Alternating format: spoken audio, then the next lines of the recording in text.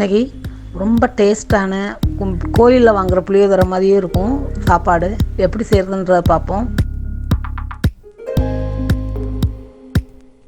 இதுக்கு அரை ஸ்பூன் வெந்தயம் வறுத்து எடுத்து வச்சுக்கலாம். எண்ணெயெல்லாம் ஊற்ற வேணாம், சும்மா வெறுதாகவே போட்டு அரை ஸ்பூன் மட்டும் போட்டு வறுத்து எடுத்து வச்சுக்குவோம். இப்போ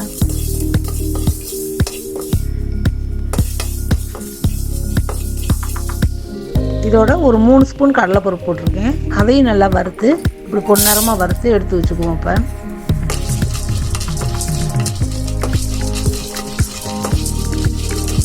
எண்ணெயெல்லாம் ஊற்றணும், சும்மா வறுத்தாலே போதும். இதுக்கு சாப்பாடு வந்து ஒரு 2 டம்ளர் அரிசி எடுத்து வச்சுருக்கேன். அதை வந்து ரொம்ப குலைவு இல்லாமல் பொழு பொழுன்னு இருக்கணும் சாப்பாடு. இப்படி இதை வேக வச்சு ஆற வச்சுக்கலாம். இப்போ நல்லா ஆறணும் சாப்பாடு. இதுக்கு வந்து பூண்டு கொஞ்சம் தட்டி வச்சுருக்கேன், ஒரு 2 வரமிளகா, கொஞ்சம் 1 ஸ்பூன் பெருங்காயத்தூள், 1 கப்பு எண்ணெய், நல்லெண்ணெய், நடக்கடலை பருப்பு 1 கப்பு எடுத்து வச்சுருக்கேன். இதுக்கு வந்து புளி வந்து மிக்சியில் அடித்து எடுத்து வச்சுருக்கேன். அப்போ தான் உங்களுக்கு கொலகொலப்பு அதிகமாக இருக்கும். கையில் கரைச்சி விட்டால் கூட இவ்வளோ கொலகொலப்பு வராது. நமக்கு புளியும் ரொம்ப வேஸ்ட் ஆகாது. இந்த மாதிரி மிக்சியில் அடித்து எடுத்து வச்சுருக்கேன். 1 கப்பு புளிச்சாறு, புளி தண்ணி எடுத்து வச்சுருக்கேன். இதோட ஒரு ஸ்பூன் மஞ்சத்தூள் போட்டிருக்கேன். இதுக்கு நான் எண்ணெயெல்லாம் எதுவுமே ஊற்றலை, வெறும் புளிச்சாறும் இப்போ வந்து 2 ஸ்பூன் மிளகாத்தூள் போடுறேன். இப்போ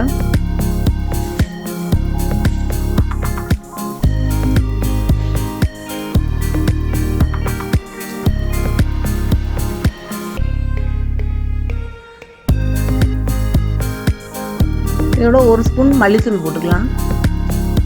இது எண்ணெயெல்லாம் ஊற்ற வேணாம், வெறும் புளிச்சாறு, மிளகாத்தூள், மல்லித்தூள், மஞ்சத்தூள் இது மட்டும்தான் போட்டு இப்போ கொதிக்க விட போகிறோம்.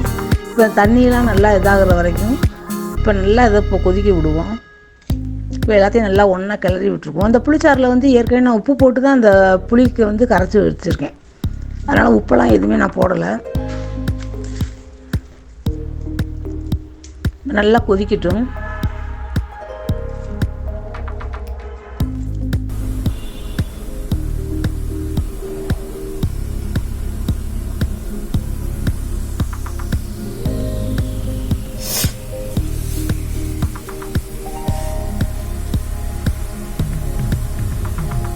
நல்லா கொதித்து வத்திருச்சு. இன்னும் கொஞ்சமே நல்லா கொஞ்சம் தண்ணியெல்லாம் இஞ்சிட்டோம். அந்த அளவுக்கு இன்னும் கொஞ்சம் நல்லா கொதிக்க விடுவோம். அப்போ தான் சாப்பாடு உங்களுக்கு ஒரு 2 நாளைக்கு வச்சுருந்தாலும் கெடாமல் இருக்கும். இந்த தண்ணி சத்தெல்லாம் பூரா இஞ்சணும்.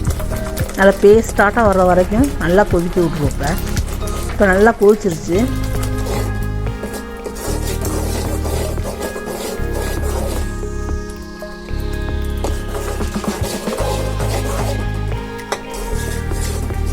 நல்லா தண்ணியெல்லாம் இஞ்சிருச்சு. இந்த அளவு வரையில் அப்படியே எடுத்து ஒரு கிணத்துல மாற்றி எடுத்து வச்சுக்கோங்க.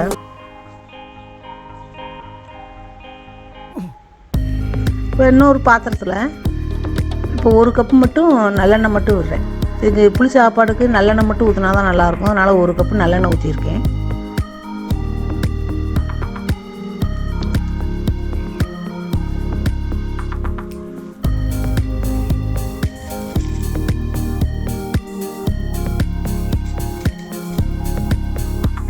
நல்லா காயம் 1 ஸ்பூன் கடுகு போட்டிருக்கேன். கடுகு நல்லா பொரியட்டுருப்பேன்.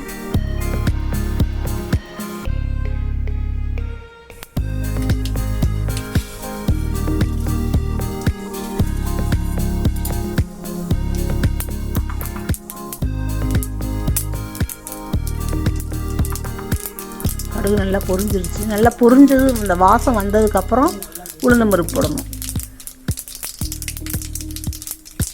உளுந்தம்பருப்பு ஒரு 1.5 ஸ்பூன் எடுத்து வச்சுருக்கேன். உளுந்தம்பருப்பு போட்டுட்டு உளுந்தம்பருப்பும் நல்லா வெடிக்கட்டும். வெடிச்சதுக்கப்புறம் கடலைப்பருப்பு ஒரு 1.5 ஸ்பூன் போட்டிருக்கேன். இதெல்லாம் கொஞ்சம் நிறையா இருந்தால் தான் சாப்பாடில் பார்க்க நல்லாயிருக்கும். அதனால் 1.5 ஸ்பூன் போட்டிருக்கேன். நல்லா பருப்பு பொன்னிறமாக வரட்டும்.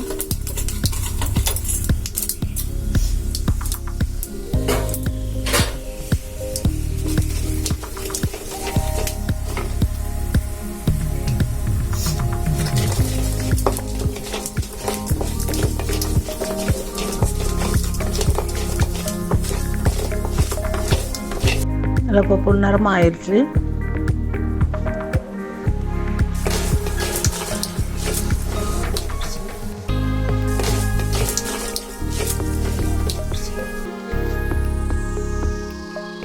இதோட நடக்கலை பருப்பு தொளிச்சு வச்சுருக்கேன், அது தோல்லாம் எடுத்து வச்சுருக்கேன். 1 கப்பு நடக்கலை பருப்பு அதையும் போட்டுருவோம். இது வறுத்த நடக்கலை பருப்பு தான், இருந்தாலும் இப்போ எண்ணெயில் போட்டு இன்னும் கொஞ்சம் வறுத்தோம்னா நல்லா சாப்பிடையிலும் நல்லாயிருக்கும்.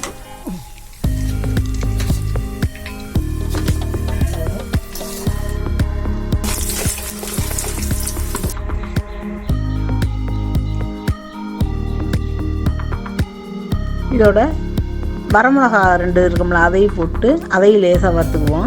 வறுத்துட்டு பூண்டு தட்டி வச்சுருக்கோம், அந்த பூண்டையும் போட்டு வறுத்துருவோம். நல்லா அதில் எண்ணெயிலே போட்டு நல்லா அந்த பூண்டு வாசனை போகிற வரைக்கும் நல்லா அப்படியே வதக்கி வச்சுக்குவோம்.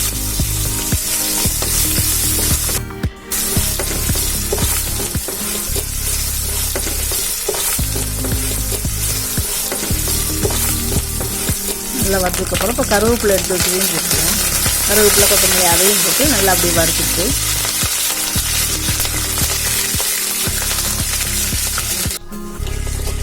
எடுத்து வச்சுருக்கேன். இந்த கடலைப்பருப்பையும் வெந்தயத்தையும் வறுத்து வச்சதை பவுட்ரு பண்ணி வச்சுருக்கேன், அதையும் இப்போ போட்டுருவோம். இதோட பெருங்காயத்தூள் 1 ஸ்பூன் அதையும் போட்டுருவோம். போட்டு இப்போ எல்லாம் நல்லா வறுத்துருச்சு. வதக்குனதுக்கப்புறம் அதை அப்படியே எடுத்து அந்த சாப்பாடில் போட்டுருங்க. இந்த ஆற வச்ச சாப்பாட்டில் அப்படியே போட்டுருவோம் எல்லாத்தையும்.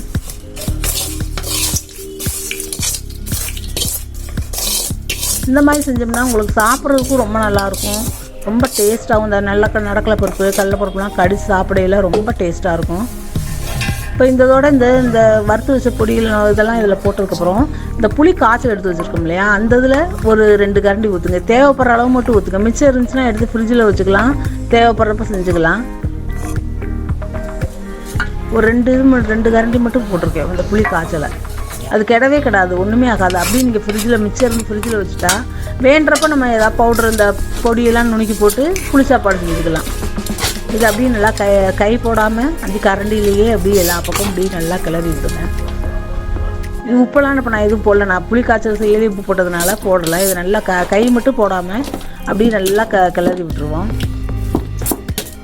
ஒருத்தவங்க பார்த்தோம்னா நமக்கு எல்லாமே தாளித்து விட்டுட்டு அதுக்கப்புறம் தான் அந்த புளி தண்ணியவே ஊற்றுவாங்க.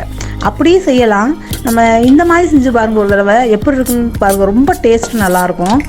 நாங்கள் எப்போ இது மாதிரி தான் செய்வோம். நல்லா அப்படி எல்லாத்தையும் நல்லா கிளறி விட்டிங்கன்னா உப்பு மட்டும் வேணுமான்னு பார்த்துங்க, தேவைப்பட்டால் போடுங்க.